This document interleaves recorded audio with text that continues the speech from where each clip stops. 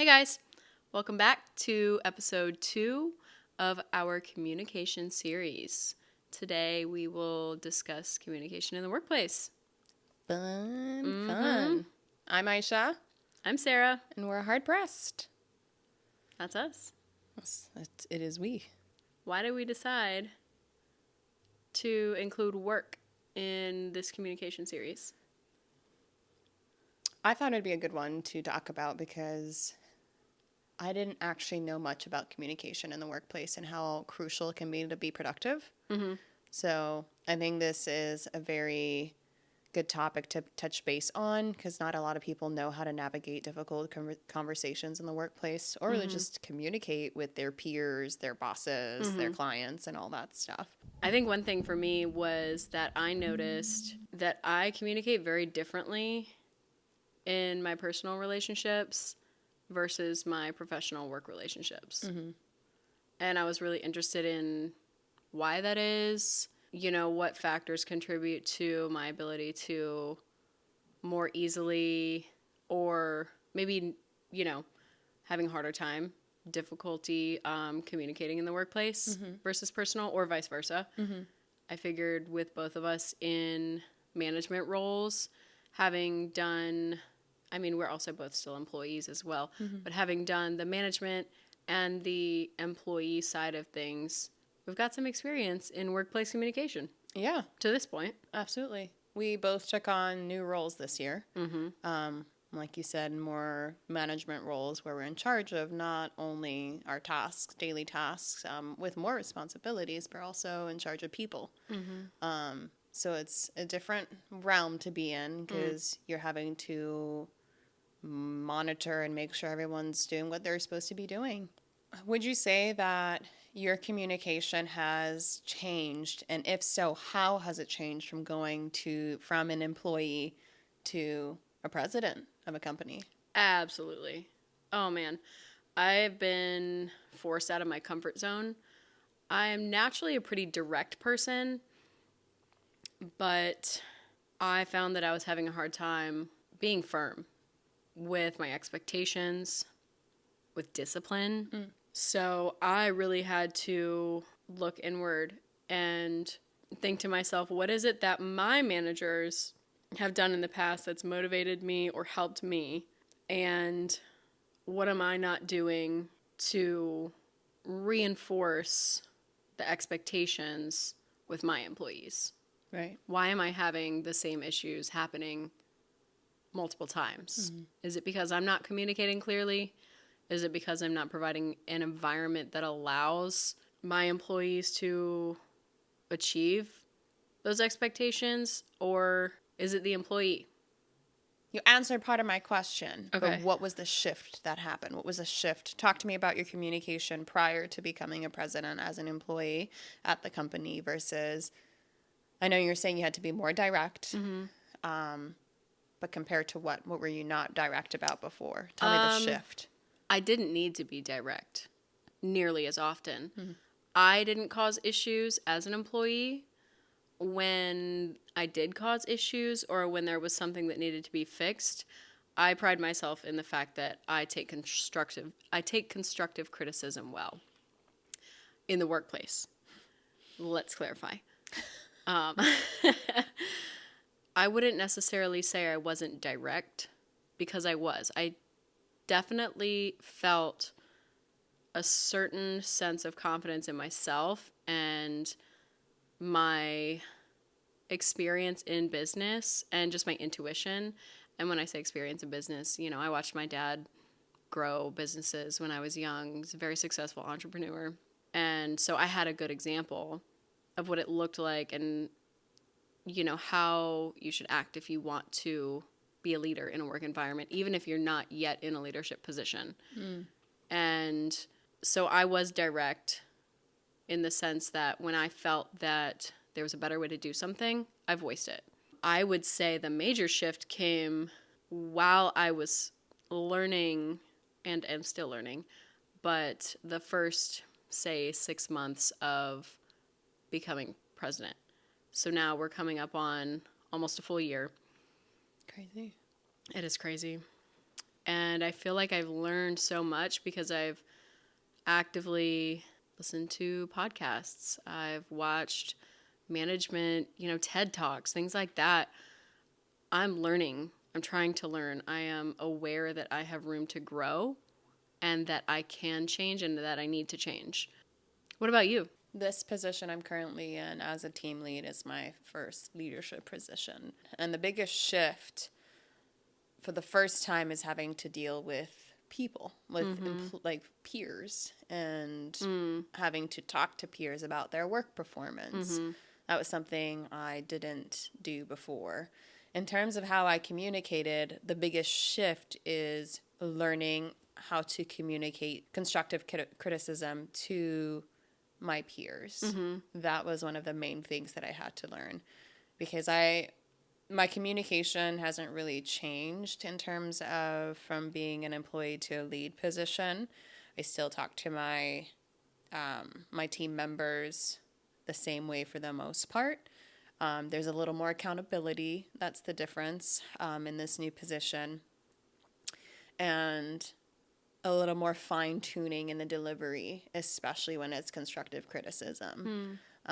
One great thing about my company is when we were all hired, every single one of us takes a DISC assessment, which is an assessment that determines the communication style you are. I've never had worked for a place that actually cared about communication and effective communication specifically. To sum it up, a DISC assessment is a communication assessment, and it's DISC, and each stand for something. So D is dominance, I influence, S steadiness, C conscientiousness. I'm an S, so steadiness with a hint of conscientiousness. So I'm more patient, I'm accommodating, I'm more level-headed when I'm dealing with a situation that's an urgent situation. And then the conscientious part is just more so I'm more analytical. Okay. So the biggest shift has been learning to communicate constructive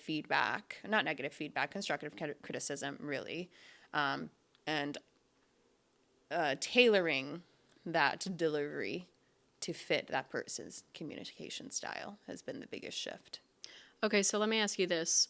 Because your employer has you take this DISC assessment, and you have these biweekly or weekly meetings with your employees, is it something that you actively acknowledge the assessment and their results? Do you talk about what can I do as your manager to help you, or are you just aware of it and making an effort to adjust your communication style for them? So it's not something I discuss with them. I mean, if they ask, we'll talk about it. But no, I have to be aware of it, mainly for communication, but also delivering information. I know you are a very perceptive person.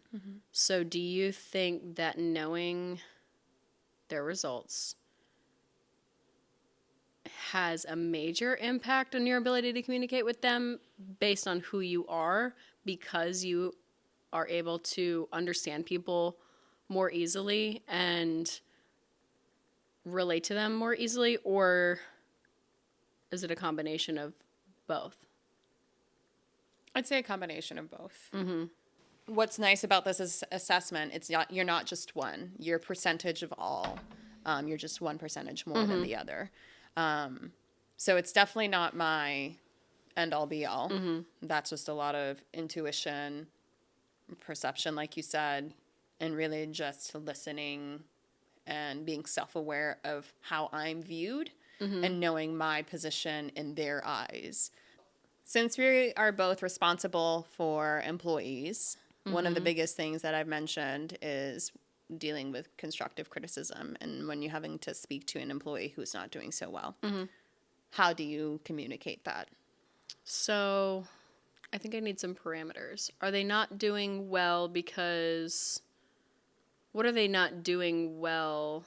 They're not doing everything in their job description. They're failing to follow everything in their job description. They're slacking, essentially. Well, I feel like that's two different things. Because If they're slacking, that's a real problem. If they're failing to complete their work, that very well could be an internal issue, not necessarily a direct result of the employee's effort. So it's if your employee's not doing what they should be doing. Okay. Yeah. So I've clearly laid out the expectations, and I say I expect you to get back to your client's emails within 48 hours. And they're not. I would first ask them, what happened here? Why is it that this client is reaching back out to us 3 days later having not heard back? Are you that overwhelmed with work? Do you need guidance on how to answer this client? Do you open your email to see what the client said and then forget to mark it as unread? It can be as simple as something like that. So I think the first step to something like that is doing my due diligence, doing my background work to get a full understanding and awareness of the situation and what brought us to this point to where they're not completing their job the way I need them to. Underperforming was what I should have used. Yeah, okay. That's a good word. So understanding what has contributed to the fact that they're underperforming. Asking them if there's anything that I can help with, not in the sense that, can I answer that email for you? How can I change your work environment to enable you to get back to your clients quicker? What do you need from me? I think vulnerability in the workplace is actually pretty important. How do we discern between being too vulnerable and too emotional versus not showing any emotion? There's always a level of appropriateness that needs to happen in the workplace. But I think that the generation before us has taught us that we have to be robots in the workplace, which is not, we're not robots. Right. What do you mean by robots? You can't show emotion in the workplace. There's really little to no connection apart from getting the job done and communicating just the job to the people you work with. Just very surface level, very transactional. I don't think I could strive in a place like that. Thrive in a place like that. It's like working to make a living, not working to make a difference or an impact. And when you're at work 40 hours a week, at least, depending what you do, or less if you're part-time, I don't want to just make money just to pay my bills. I don't want to be miserable. You want to invest in something. Exactly. Help and I want to grow. That's the main thing. I want to grow. I want to help people grow. I want to make an impact. And I can't make an impact by being transactional. So I think there is a balance between the two. Like, there are certain things you shouldn't discuss in the workplace or say in the workplace. There has to be a level of respect. Because I definitely won't treat my employees the way I treat my close friends. There needs to be a level of privacy, respect, and just understanding that this is a professional setting.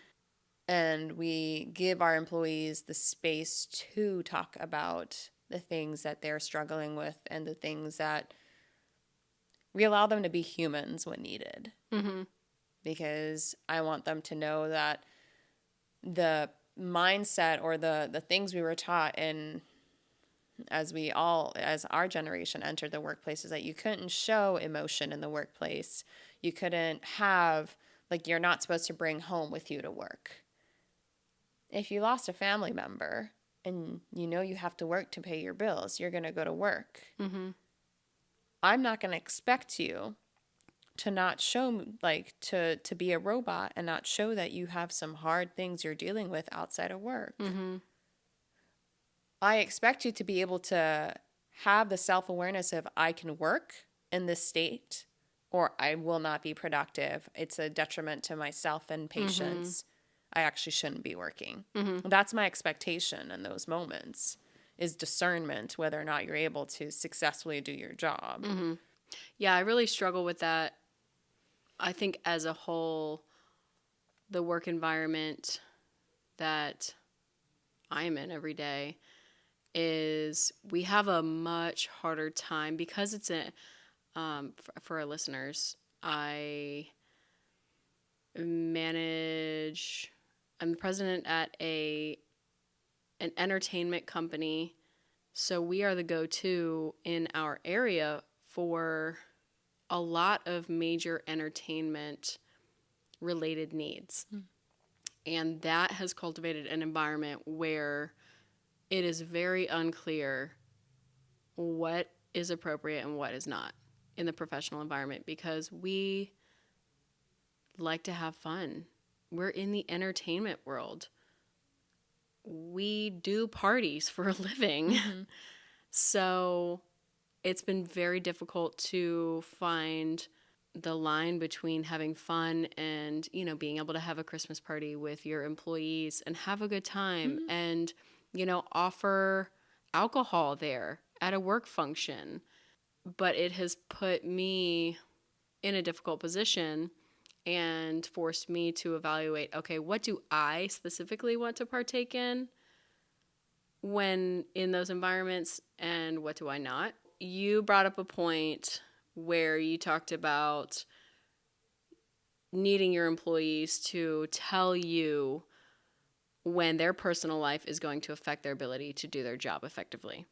For example, if they've had a loss of the family, all the things that happen in life. Number one, do you feel that people take advantage of that? I think I work with an honest group of people. I don't feel as if, specifically my team members, I don't feel as if they do. We have a handbook, so there's certain things they can't do. But I wouldn't say it's being taken advantage of at this point in time.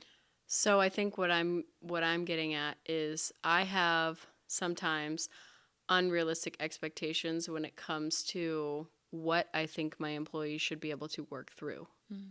Because when my life, I have made a point to do my best to never let my personal life situation affect my performance at work. Even when I was at my lowest low, I was successfully planning the grand opening of the first casino in our area. But I don't want that to sound like I'm bragging because it was, at a certain point, it was to my detriment, but I really had no choice. I had to put my personal situation aside, cut off the emotion, and do the job. Something that one of my peers always says to me is not everyone is you. Right. Most people aren't. And we have the ability to create worse versions of ourselves to in our team. Talk to me about that. So as a leader, one of the things you want to be mindful of is you want to try to teach your team members the best version of yourself because they're going to model that, but they can also model the worst version of yourself. So they see you thugging it out and they think that's the standard for them, even though that's not in their capabilities. So they come thug it out at work when they're going through a rough time and their performance is inhibited. It's as simple as I do not take a step away from my desk to eat lunch. And none of my employees do either. You're teaching them that they are not allowed by your actions because you're showing it's not a bad thing. Right. Because of your dedication, they think that they can't step away. So that's something that I've had to be super mindful of. Thankfully, I'm remote. My employees don't see my behaviors. I don't step away from my desk either. Sometimes I have to force myself because I have to get some sunlight. So it's different. But because your employees are constantly watching you, you are more inclined, more at risk of developing employees that pick up the worst behaviors that are not necessarily the best to have that work-life balance. Right, right. So like not taking a lunch break. Mm-hmm. Everyone should take a lunch break. That's why Right. it's like a law. Right. They need to step away from work. It's a great way to just regroup your thoughts, step away from a task, and go eat lunch. I will say that I am very aware of the need for work-life balance because I've learned from my past habits, and I have tried to be a very strong advocate for my employees when it comes to not forcing that work-life balance, but allowing it. Yeah. And for example, I don't, unless it's my superiors that are messaging me, I won't respond, unless it's an emergency, I won't respond to messages before I'm supposed to start work. Mm-hmm. Or if I do stay after work and do a bunch of stuff, sometimes I'll, do work on weekends, I'm not going to let my team members know. That you are available for them. I'm available, and I don't want them to set the expectation that I will be there to clean up. Or that they're also expected to put in that overtime. That too. Well, they can't. Oh. Yeah. But I also don't want the expectation of, oh, you're staying behind to work. Okay, I'll just leave Aisha will take care of it when I'm done. No. I have to be very cognizant of not teaching those who I'm leading my bad behaviors as well. Interesting. Shifting perspectives. How do you communicate with your manager when you're unhappy or when you need assistance or when you think that something needs to be done differently? I think the best way to approach any kind of situation like that is being direct. How do you discern between being direct and making sure that it doesn't come across as disrespectful? I set my intention every time, but I just was direct and I was respectful. I'd said I wanted to be clear that I'm grateful for this opportunity. However, it's not what I'd expected. It's not what I want anymore. I am getting burnt out, and I don't think my talents are being used. I kind of feel like I'm being wasted. And at this point in time, I'm doing the work of 3 people and being compensated like somebody who was just hired. So respectfully explaining your frustrations, because it's never, again, the I statements are very important here. Not you guys are making me feel this way. No. It's this is how I'm feeling based on what I've been experiencing. I know it may not be your intention, but I have the work of 3 people on my plate, and my performance is going to suffer if I don't get some help soon. Yeah. And I know it wasn't, but my attitude would. Absolutely. I was just going to... Well, and it's inevitable. Your work performance, if you quite literally do not have enough time in the day to complete your job, your work performance will suffer. Yeah. Even if you're willing to put in that overtime, your work performance will suffer. You cannot give 100% of the time. Yeah.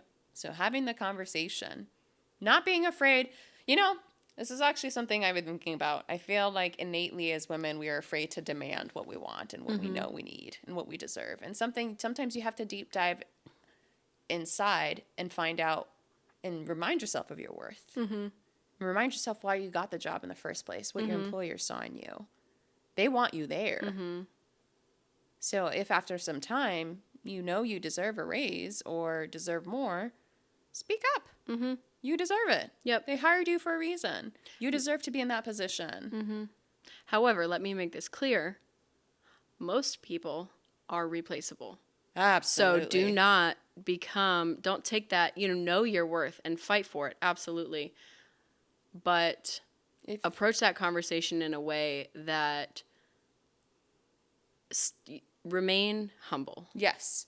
And make sure your productivity and your work ethic aligns with what you actually are. Absolutely. Because you can tell yourself that you're the sugar honey iced tea, but your Yes. productivity and work says otherwise. Right.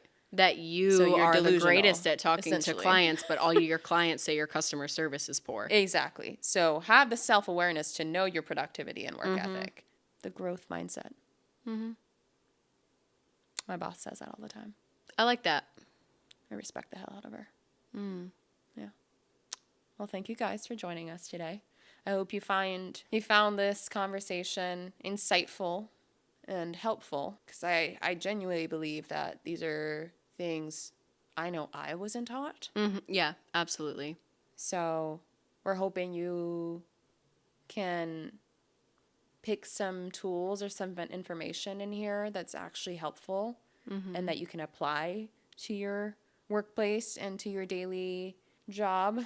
Use this information to your advantage. You can, if you want to advance in your workplace, you have every opportunity to. Yes. You can, and you will if you put your mind to it and you stay resilient and focused and Increase your adaptability. absolutely. Roll with the punches. And keep going. Yeah. Sorry, I interrupted you. No, that's okay. Plot twist, I'm the interrupter. No, plot twist. That's why I get off track so much, because I'm focused on not interrupting. Wow. Sometimes. That's so funny.